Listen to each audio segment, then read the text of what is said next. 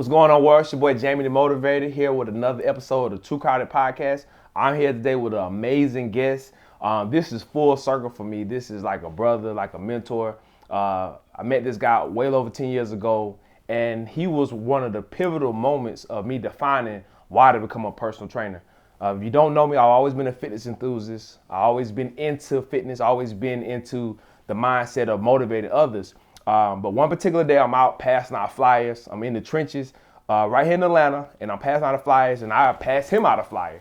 And he tells me, okay, cool, I like this flyer, it's cool, it's cool.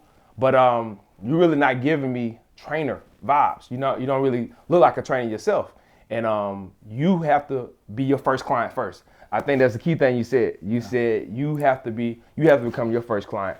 So when I heard I have to become my first client, I kept going as a trainer, just as when you get started. But what I did was I put myself in the lab. I got focused, I got serious, and I made sure that I looked the part of what it is that I was doing. So without further ado, I'm here today with Ernest Ross. Man, welcome to the couch, My man. brother. Man, I'm glad to be on the couch with you, man. Absolutely. So anybody who know me, when I first talk to them, I tell them Ernest Ross. Got me started, got me motivated, got me to the mindset of becoming a gym owner. You one of the reasons why I started at 5 a.m. training. Before meeting you, I did a 9 to 5. See, that's awesome. I don't even think I knew all of this, so I'm learning some stuff on the cast Yeah. too. The only thing I saw before is people ran their gym like a job. So you train from 9 to 5, maybe 9 to 7. But you showed me, you was in the gym at 4:35. Sometimes 4 a.m. working out before you train. And that gave me that grind, that motivation to get going. But I want you to educate the viewers on who you are today and how did you get to where you are. All right, cool.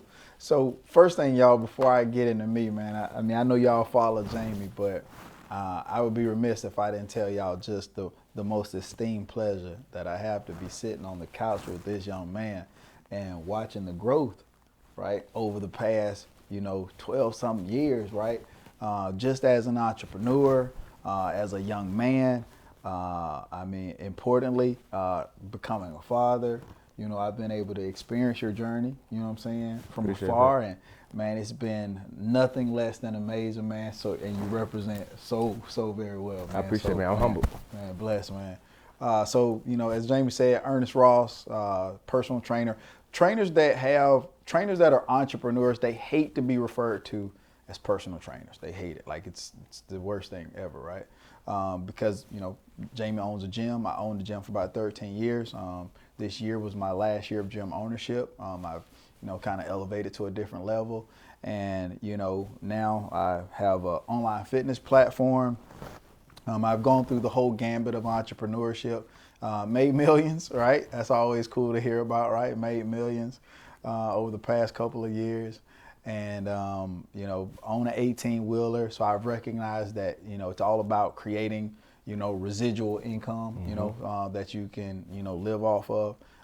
The autonomy, the time freedom to be able to do what you want. And I've done pretty well for myself, business-wise, entrepreneurially, and, father of 3, married, 15 years this year. So yeah, appreciate it. Hey, it's the trenches. Definitely, man, I'm here to share with you guys all of the different areas of entrepreneurship, the good, the bad, the ugly, because social media has made it to the point where, you think, man, I start an LLC, start a business, go post about it, and everybody's going to come to me, we're going to hit a lot about it. Yeah, and it's one of those things where it's like, social media pushes you into the mindset of what you've done lately. And one of the reasons why I started Too Crowded Podcast is because I think a lot of people have short-term memory. And it's like, I've met tons of real entrepreneurs that have became millionaires, but the staying power is really what I'm keying on. Yeah. So I know you've, high performer football player, turned business owner, now serial entrepreneur. Like, let's talk about that. Let's talk about what that mindset is developed, because I always say that if you could play a sport at a high level, I feel like you can take that mindset and go to any endeavor you want to. If you want to become the president, you could do what that is, but a lot of people don't know what that process looks like. I wouldn't go after president or any type of political candidate. Too many skeletons in my closet. they'll be digging them up, man. I'd be looking bad out here in these streets. So Hey. I'm gonna stay clear. I'm gonna stay clear to politics. Absolutely. Right. But you just said something real powerful. I believe everything is transferable. Right. I believe everything is transferable. Like habits, disciplines, all of that stuff is transferable. And if you don't believe me, right? If you don't believe me, I'm gonna say first one thing: energy is transferable, right, from person to person, right, person to person. Have you ever had somebody call you, right, and before they said, like before the phone call got deep, you already knew it wasn't gonna be a good phone call, right? Yeah. You one of those death phone calls, maybe. You know what I'm saying? Like they call to tell you that somebody, you knew it right off the bat that the conversation was finna be glum. You know what I'm saying? Just from the energy of the phone call, and then it made you glum. You might have answered the phone all vibrant, but then as soon as you heard that voice tone, you had to pipe yours down to meet theirs, right? That's energy transferring. You can't be on the phone hype when somebody just called you and told you that their mom passed. Correct. So energy is transferable. So I hope that was an analogy that you were able to carry. Habits are transferable. Anything that you want, I believe it's impossible, right? One thing about me, I believe success is simple, right? These are my dogmatic beliefs as a person, right? I believe making money is easy. That's why I made a lot of it, right? Because I believe it's easy. Anything that you do well, think about something that you're consistent at right now, right? So for you watchers, you viewers, think of something that you are consistent at. Right? Because you might not be consistent at things that'll make you better, but you might be consistent at something that you just do regularly, right? So what are the attributes? What are the things that you do to be consistent at that? You do it every day. You might do it at a specific time, right? So take those things, those qualities, and apply it to something you want to get better at. If you're not good at exercising, right, but you're good at brushing your teeth, think about that. All right, I brush my teeth in the morning. I brush my teeth every day, right? You kept all your teeth, right? So now you can say, all right, I'm gonna start exercising. Put a specific time to it. The people that I've seen be the most successful, and I'm sure you can attest to it too, are the people that put us time. They put it in their schedule. They put it in their schedule, right? And if you don't put something in your schedule, you're not being intentional about it, and you're not gonna get better at it. Absolutely. So this brings me to with your journey, and I know it can go so many ways. What's been some of your biggest successes and some of your biggest failures that has prompted you to where you are today? Man, I believe the bottom is more important than the top, right? Right. Jamie, you're saying your slogan here is it's too crowded at the bottom, right? You know what I'm saying? So I see at the top, but man, rock bottom has created more successful people than the top ever has, right?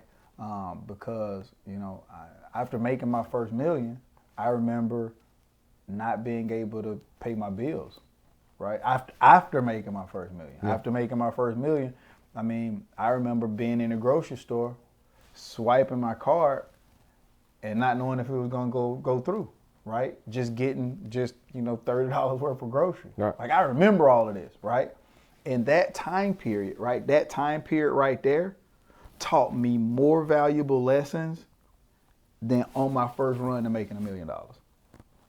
That time period right there, right? And it was so pivotal because you learn how to pull back. You learn how to freaking put everything on a itemized list, on a budget. You learn how to do everything at a lower cost.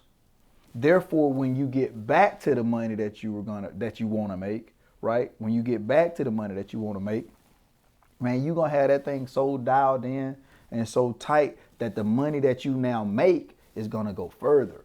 It's called minimize to maximize. You know what I'm saying? Yeah. So one of my greatest feats, there's guys that, that are out here making $1 million a day.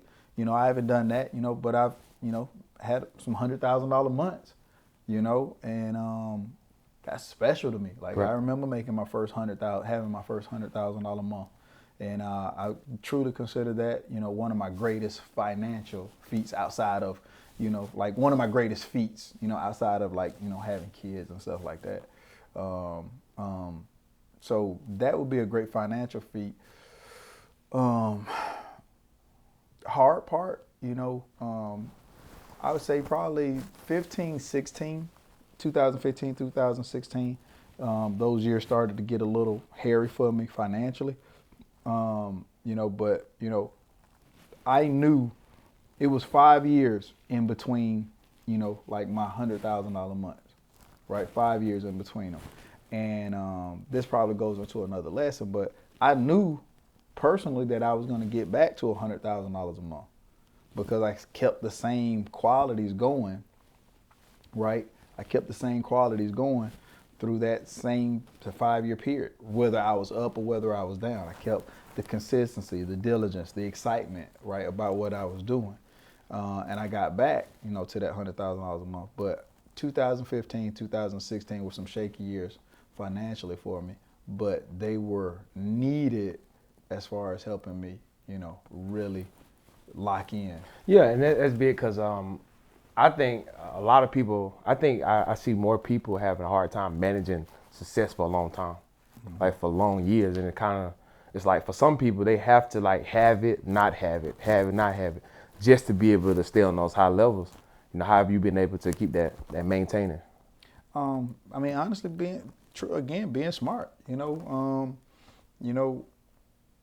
2017, 2018, 2017, I made like $200,000 outside of, and I got to say this, y'all, money is, relative to who you are. Correct. Right? I might throw some numbers out there and y'all might be like, man, I wish I made that. But it's relative to who you are and what you've accomplished and, kind of what you've seen or whatnot. And just off side note, guy made a post on social media and he was talking about like somebody said something about like credit score. And I was like, yeah, my credit score is trash. You know what I'm saying? Like it's trash. And he was kind of, he kind of tried to throw a little shade like, well, you say you made all this money, so why your credit score like that? Well, you take bigger hits. You know what I'm saying? Yeah. So I've had bigger failures, that impacted, like my credit score. Yeah. You know what I'm saying? I've had bigger failures. So, when he said that, it's kind of just, this is just information. But what was the question again? Give me the question again. How do you just maintain that high level of success? Yeah. So, honestly, learning, like I was saying, like 2017, I made like $200,000, right? Like in one of my businesses or whatnot. But I took that $200,000 and it went so much further, right? I invested in real estate, right? Like on my way to making my first $1 million, I ain't do none of that. I just made bread, right? I just made bread. Because I made like $1.8 million in like 4 years, right? And I'm sure you increase your lifestyle, You know increase your spending. The smart thing, well, you know what, again, you asked how you extend it. I did not. Okay. I was making $10,000 a month before I started making $100,000 a month. And I never increased my lifestyle to meet $100,000 a month, right? So for me personally, when it comes to success, I've been making over $10,000 a month, because I'm old, y'all, right? I've been making over $10,000 a month, since 2008, So for me, right, in my house, that's a long time. You know what I'm saying? So $10,000 a month is the bottom. That's like the basement to me now. Right. You know what I'm saying? So I'm not the person that's gonna get excited about making $10,000 a month, right? That's so far past me now. Now, looking at, 40,000 a month, is like, that's my comfort zone. Yeah, that's your new. You know what I'm saying? Like it's your comfort zone. Yeah. It's like it's the new basement, right? It's the new basement. And so those things, that's how you do it. Because I never increased my income to meet where I was financially. I pulled up here. Like, man, well, ain't nothing wrong with having nice stuff. I see a lot of my guys, they go get the nice whips. You know what I'm saying? And I done had it. Listen, I did all that. You know what I'm saying? My house is paid off. Like $1 million house paid off. I gave a $100,000 car back. Right? I gave a $100,000 car back, when I went through that time financially, and now, I got one car, right? Just got one car. It's a 2007 F-150, right? I bought my wife's car. I remember when you got that though. I think I remember like meeting you and it was brand new. I remember it vividly. And I bought my wife. My wife got a new car. I don't, you know what I'm saying? But I bought her car cash, paid out for it, you know what I'm saying? She got the Lex. And so, you know, when it comes to me personally, you know, there's things that I want and desire and things, but there's things that I have that are, you know, kind of like tier 1, tier 2, stuff like that. But my 2007 F-150, it get me from here to there. It got me here, you know.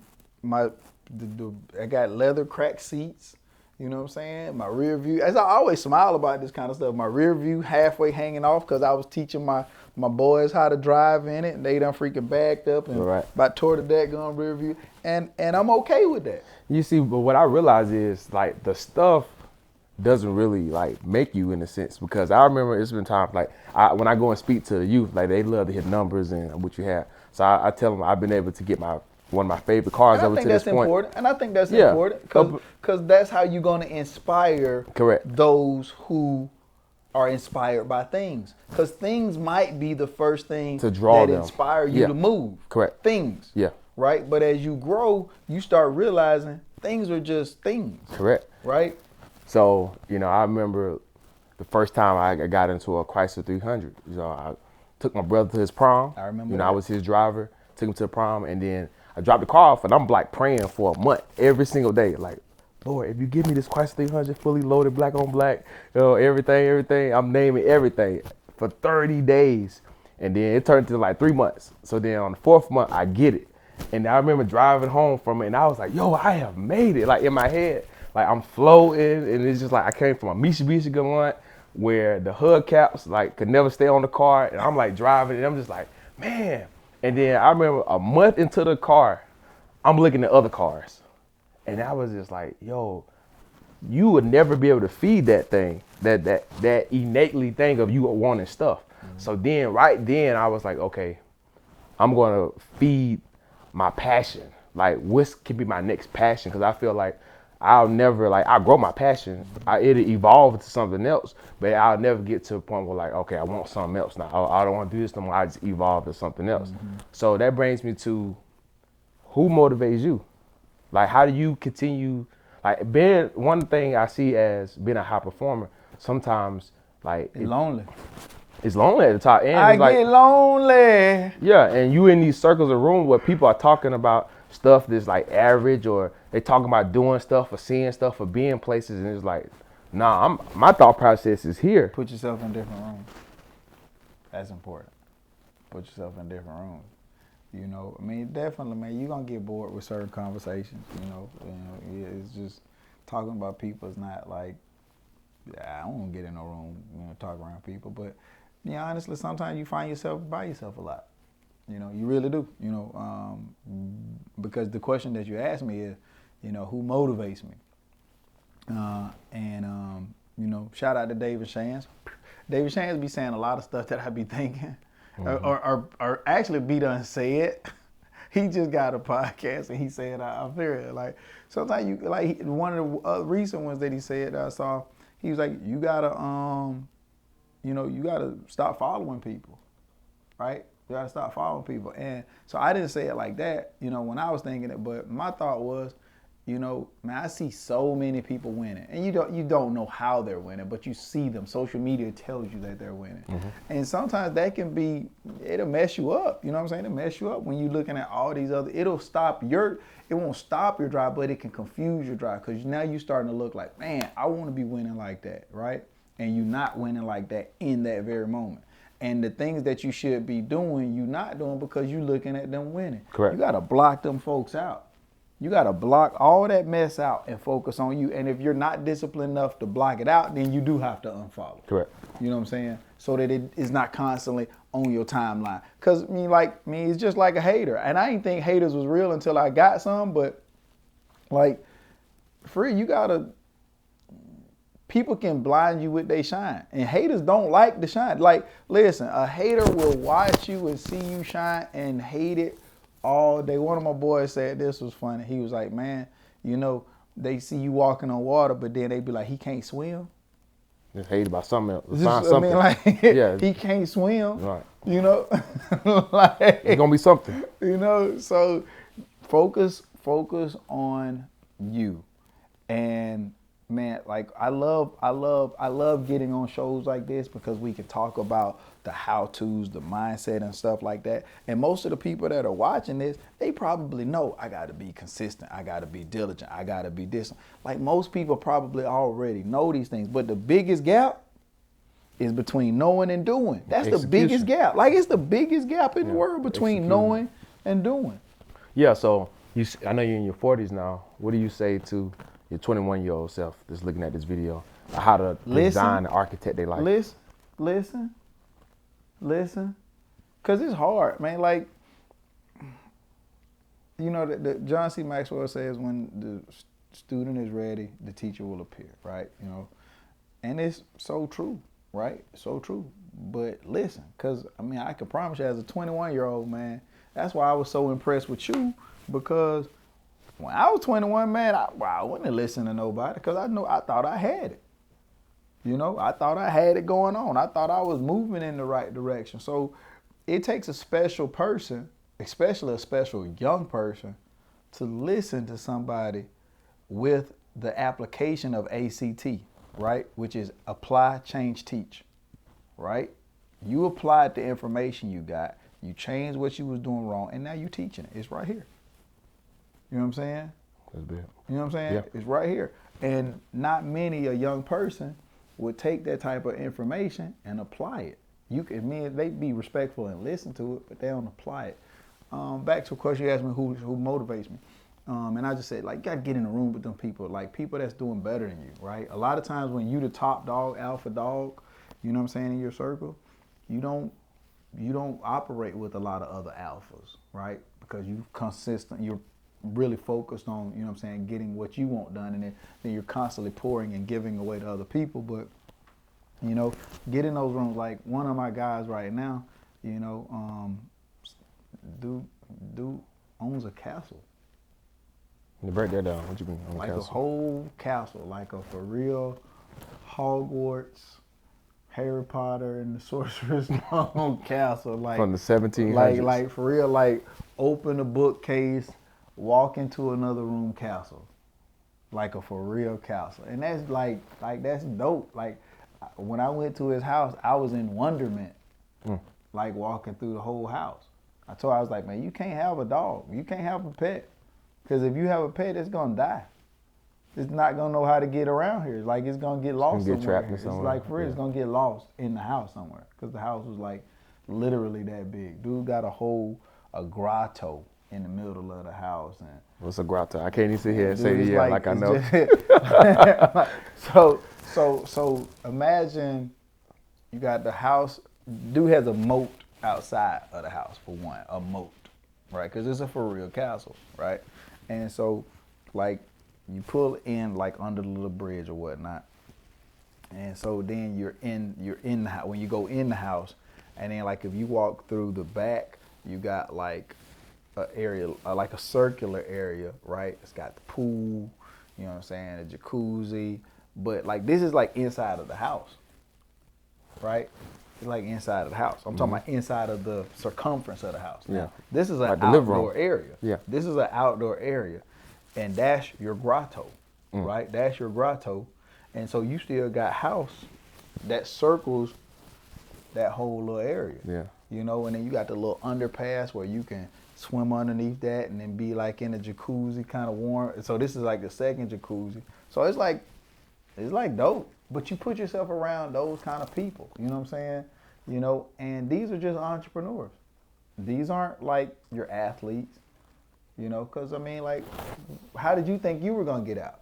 Like, sports? Oh, yeah, rapping. Or football. You know what I'm saying? Like, those are our options. You know, I'm glad that entrepreneurship has become a buzzword because now there are more youth thinking my out is not just football or rapping or entertainment.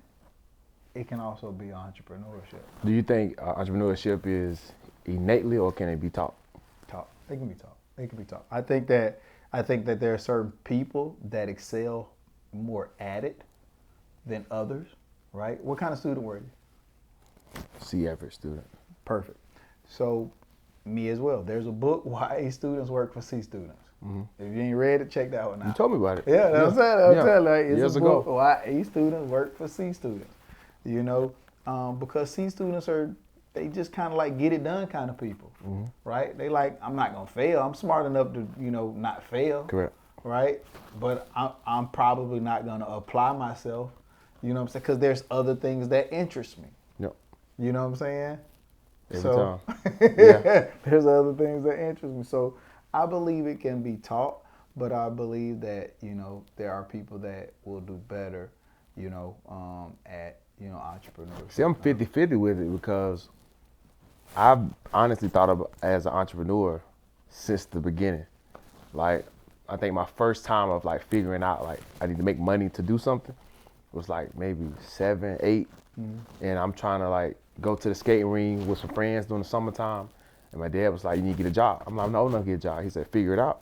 So I'm in apartment complexes right here in Clarkston. And it's like, okay, there's all these apartment buildings, there's doors. Everybody take their trash to the front. If I get me like 5 friends, if we go and knock on everybody's door and charge $1 a bag, they can throw away the bags. Every bag they throw away, I give them 50 cents. So I did that like the whole summer. And I was like, made money, and then I'm going to skate ring every weekend.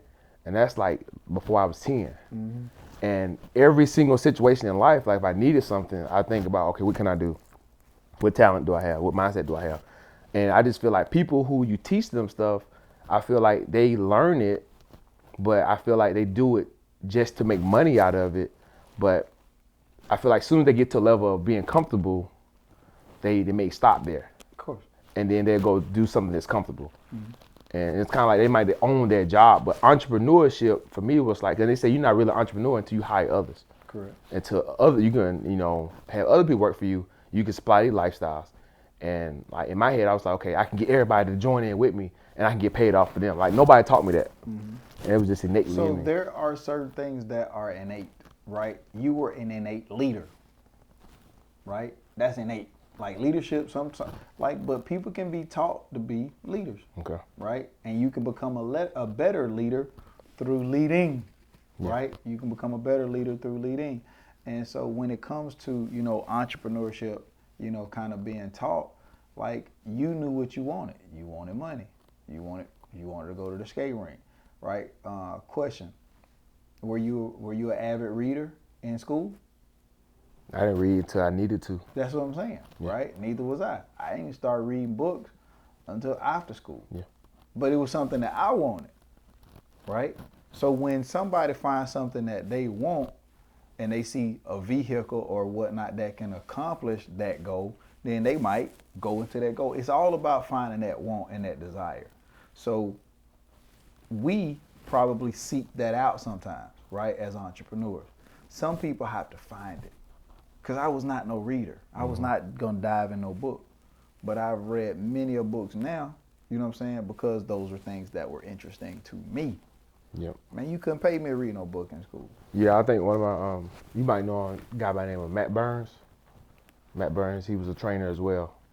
But he worked at Bally's Total Fitness. I want to say I met him at Bally's, and then maybe 2 years later, he was trying to find somewhere to train, and he ended up training up under me or my mentor.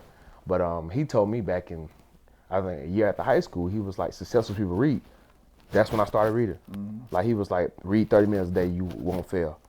And it was that little small part there that kind of got me going. Dude, you're a monster, man. You're a monster, man. You were a sponge, but you got to realize there's always gonna be outliers. Always, right? And I would consider you at that youthful age, you were an outlier because it was a lot of 18-year-old, 19-year-olds that weren't ready to receive information. So, like I believe I'm a unicorn. Like my work ethic, my drive, my desire, I run laps around a lot of people that sound like they want the same thing that I do. They say they want the same thing, but they don't show me that same, you know what I'm saying? Yeah, you give me that cat. Like you throw a cat out the tree, they're going to land. Like no matter how they fall out, they're going to land and they're going to be right there. What are your top 5 habits? Because I feel like, we talked about habits and reflexes, but what are some success habits that, that can inspire some people? Top 5. Every day I work out. I believe is important. Fitness and business are completely parallel. Completely parallel, right? You want to be successful in business, you got to do whatever you need to do to build your business every single day. You want to be in great shape, you got to do something towards your fitness every single day. They're completely parallel. I reach out, I follow up with customers, right?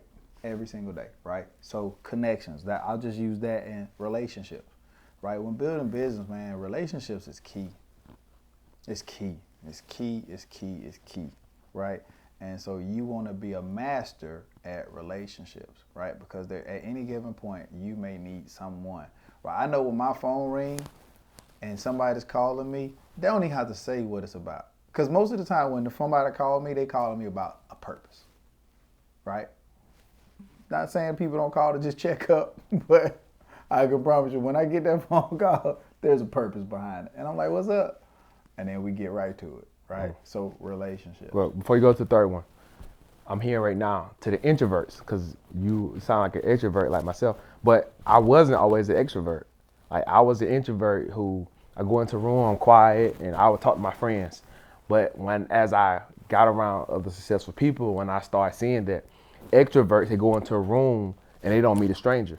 They go into the room and the room lights up. They go into the room and everybody just seemingly gravitate to them. Like you go into a room, everybody does this. Other people go into a room, everybody just keep talking. So I've seen the importance of becoming an extrovert. How do you tell the introvert person to meet and connect people? Because I've seen those people, they go to the grocery store, they don't meet people. They go out to eat, they don't meet people. They go to theme parks, they go fun places, they don't meet people. Those four or five places I went to, I've got a number from every place I went to. I've connected. I found out that I know their cousin. I went to school with their daughter.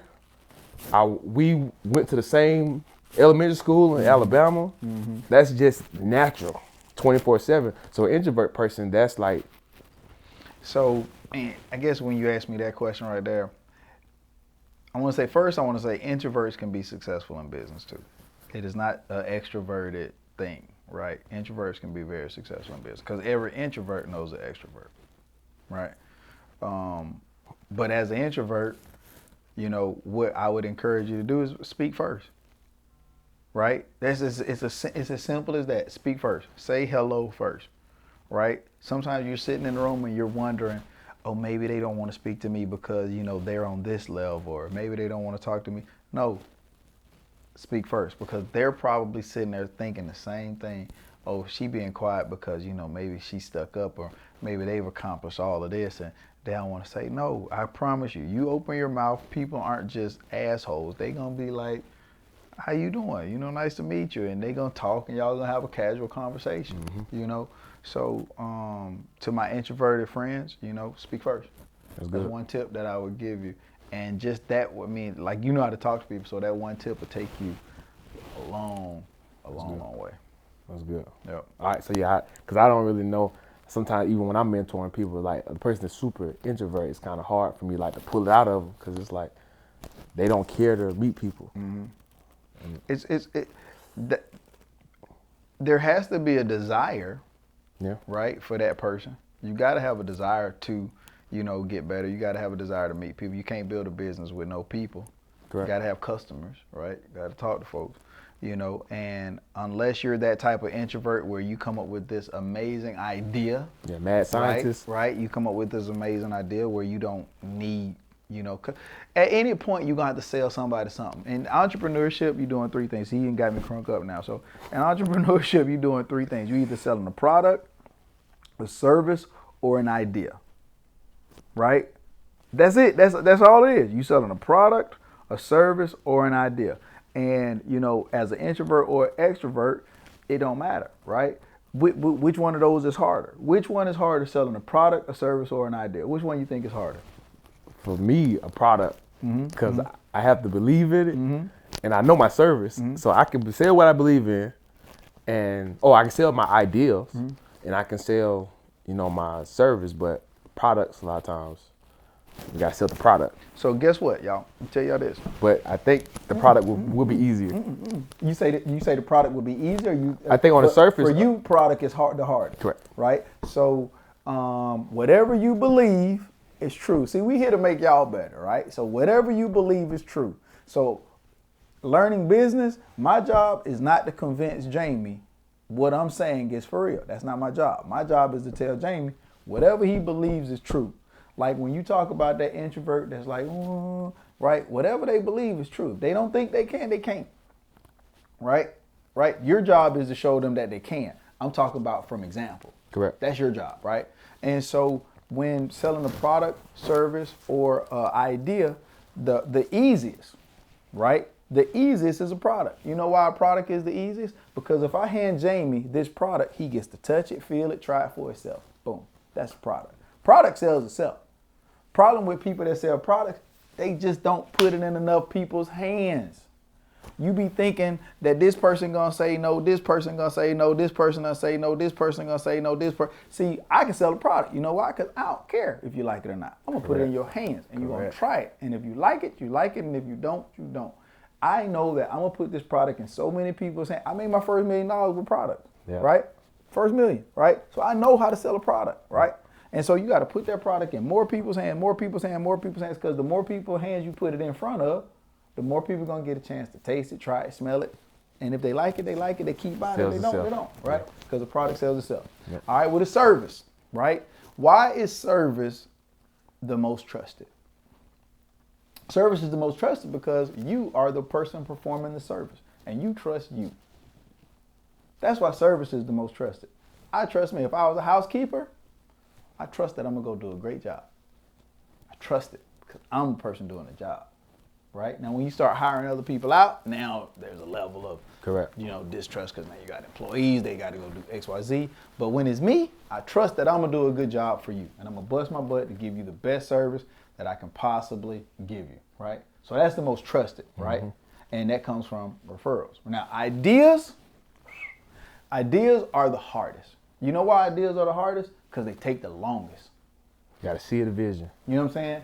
And so for you guys that ever bought a package from Amazon, Amazon started as a bookstore, right? Yeah, Things they did. that you might have been heard, right? Yeah. Amazon started as a bookstore. And Amazon did not turn a profit for like the first 17, 18 years. Oh, that's a long time. They didn't turn a profit. So Jeff Bezos, right, a bookstore, had to sell the vision of, I just want to sell a book in every state. That was his vision. I want to sell a book in every state. How many people would buy into that vision? I want to sell a book in every state. And then that vision started to change. And it's people that backed out. It's people that invested in the Jeff Bezos' vision of Amazon and backed out. How sick are they right now? Oh yeah, they killing themselves. You know what I'm saying? Because of that vision. So it was really hard for Jeff Bezos to sell the vision of just stick and stay. Stick and stay. Stay with me. Don't go nowhere. We're going to make Amazon this whole thing that it is today. And so it took 18 years for them to turn their first profit. I can see 90% of people giving up, walking away. Period. Yep. So it's hard to sell. It's harder to sell vision. I got one more that you might not know. I'm gonna just give you a name. You ever heard of the name Howard Schultz? Howard Schultz. Is that this Starbucks? Mm-hmm. Okay. Howard Schultz. Howard Schultz had to sell the vision because he didn't have the money to start Starbucks, right? But you know what he did? He went to 243 banks. He got turned down by 243 banks to start Starbucks. That sounds crazy. You know what I'm saying? The 244th bank said yes. And now we all know what Starbucks is. So it's harder to sell vision because people can't see it. They can't taste it. That come easier for me. You know what I'm saying? But no, that's good. Yeah. That's good. Because most people that are really good at stuff, the hard stuff is the easiest to them. You know what I'm saying? The hard stuff is the easiest to them. Yeah. And for the people that might not be as good, the easy stuff is hard for them. The easy stuff. Wow. That's good. All right, so bring me back to your third, fourth, and fifth habits. So first habit, I work out every day, right? Diving into that, it just working out just wakes you up mentally, puts you in a space where you can go vibe, you know what I'm saying, do things at a higher rate. Relationships, right? Relationships. Every day I create. Every single day I create. I think of something, right, that can do more for me, right? Every single day. I don't care. I don't ride to music in my car. I don't ride listening to other people's thoughts, because if you're listening to somebody else's thoughts, you can't hear your own, right? So I've been riding to the quiet storm for a long, long time. Now I work out. When I work out, I have music on. Yeah, we feature all day. Right, you know what I'm saying? Out, yeah. But when I'm riding in my car, I mean, it's like brainstorming, right? Yeah. Brainstorming. So every single day I create. Every single day, you know, I said follow up, but like I reach out, right? I create connections, right? I create connections because in my line of business, I want to create connections with new people, right? I want to create connections with new people. So every single day, I'm reaching out to a brand new person and exposing them, right, to my product or my service every single day. So for you entrepreneurs out there that are in a service-based industry or product-based industry, you know, even in an idea-based industry, you need to be reaching out to somebody every day, exposing them to what you do, right? And then the last thing is read, right? I spend some time getting some form of personal development every single day, right? It's hyper important, right? Because you can't pour from an empty cup, right? You can't pour from an empty cup. So that's every single day for me. And if you know follow those things, you know, I definitely think they can be impactful. Man, you need to get that book going. Stop playing. As we bring it to a close, I like to end with a mantra or a quote. For me, today it just sounds like success leaves clues. And honestly, you know, my whole life has been about searching for the clues. I feel like there's nothing that I'm on a journey to accomplish that somebody else haven't already done. Mm-hmm. So if I can learn from them, they say a smart man learns from himself, a wise man learns from others. So success leaves clues. That's a big one. I'll finish that quote. An idiot learns from nobody. Right? Yeah, I'm adding that one. I'm add to it. Yeah, that's it. An idiot learns from nobody. They don't learn from their own mistakes, and they don't learn from somebody else's mistakes. They just continue, right? It's on that spin wheel. Mm-hmm. All right, what's the mantra? What does it mean to you? Man, I'll just give you one of my favorite quotes, man. One of my favorite quotes. I got two things I want to leave y'all with, right? My favorite quote by Winston Churchill: "Success is your ability to move from failure to failure without losing enthusiasm."